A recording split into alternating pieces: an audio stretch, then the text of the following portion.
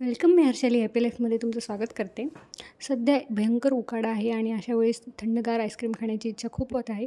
तर मी आजच्या व्हिडिओमध्ये तुमच्यासोबत ह्या टोस्ट आईस्क्रीमची रेसिपी शेअर करणार आहे. चला तर मग व्हिडिओला सुरुवात करूयात. यासाठी सगळ्यात आधी मी इथे 1 पेला किंवा 1 ग्लास दूध घेतला आहे. हे दूध सगळ्यात आधी आपल्याला उकळून घ्यायचं आहे आणि याच्यामध्ये साधारण 3 ते 4 चमचे साखर टाकायची आहे. दुधाचे आणि साखरेचे प्रमाण तुम्ही इथे वाढवू शकता. इथे मी 2 लोकांसाठी आईस्क्रीम बनवत आहे, सो क्वांटिटी ह्याची मी कमी घेतली आहे. तुम्ही जास्त घेऊ शकता, तुम्हाला जेवढी हवी असेल तेवढी. अशा पद्धतीने साखर पूर्ण विरघळल्यानंतर हे दूध छान असं उकळून घ्यायचं आहे. त्यानंतर एका पेल्यामध्ये थोडंसं दूध घेऊन याच्यामध्ये मी 3 चमचे कस्टर्ड पावडर मिक्स करून घेतली आहे. ही इथे पायनॅपल फ्लेवर मी वापरलेला आहे. तुम्हाला आवडीचा फ्लेवर तुम्ही वापरू शकता. दुधाची क्वांटिटी जर वाढवली तर कस्टर्ड पावडरची क्वांटिटीही थोडीशी वाढवावी लागेल. अशा पद्धतीने ते व्यवस्थित असं मिक्स करून घ्यायचं आहे. अजिबात कुठेही गाठी नव्हता. त्यानंतर दुधाला 1 उकळी आल्यानंतर ही कस्टर्ड पावडर याच्यामध्ये मिक्स करून घ्यायची आहे. मिक्स करताना सतत असं हलवत राहायचं आहे, जेणेकरून कुठेही गाठी होणार नाहीत. ही पूर्णपणे मिक्स झाल्यानंतर तुम्ही पाहू शकता हे थोडंसं मिश्रण घट्ट होत आहे.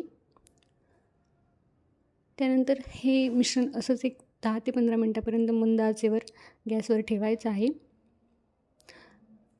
पण अधूनमधून दर 2 ते 3 मिनिटांनी हे थोड्या वेळाने असे हे हलवत राहायचं आहे.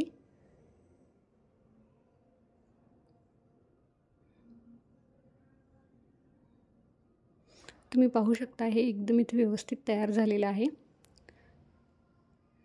त्यानंतर गॅस बंद करून हे मिश्रण थंड होण्यासाठी ठेवून द्यायचं आहे. साधारण अर्धा तास थंड होण्यासाठी हे मिश्रण ठेवून द्यायचं आहे. त्यानंतर इथे मी टोस्ट वापरले आहेत पार्ले रस्कचे. तर इथे साधारण मी 6 ते 7 टोस्ट वापरले आहेत. हे टोस्ट एक करून या मिश्रणामध्ये असे बुडवून घ्यायचे आहेत. पण हे मिश्रण पूर्णपणे थंड होऊन द्यायचं आहे. अजिबात घाई करायची नाही, नाहीतर टोस्ट मऊ पडून जातील. ह्या मिश्रणात जेवढे मावतील तेवढे टोस्ट इथे मी वापरले आहेत.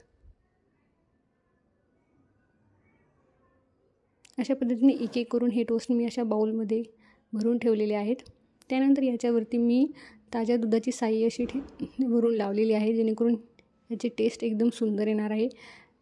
यासोबतच तुम्ही इथे ड्रायफ्रूट्सचाही वापर करू शकता, त्याच्यामुळे ही खूप छान टेस्ट अशी येते. अशा पद्धतीने हे आईस्क्रीम मी 5 ते 6 तासांसाठी फ्रीझरमध्ये ठेवून देणार आहे. तुम्ही पाहू शकता फ्रीझरमधून हे एकदम घट्ट छान असं आईस्क्रीम तयार झालेलं आहे.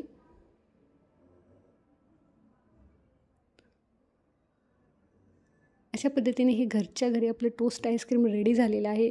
लहान मुलांना अतिशय आवडतं. ही रेसिपी नक्की ट्राय करून पहा. हा व्हिडिओ कसा वाटला मला कमेंटमध्ये नक्की सांगा. व्हिडिओ आवडला असेल तर लाईक करा, शेअर करा आणि माझ्या चॅनलला सबस्क्राईब करा. व्हिडिओ शेवटपर्यंत बघितल्याबद्दल धन्यवाद.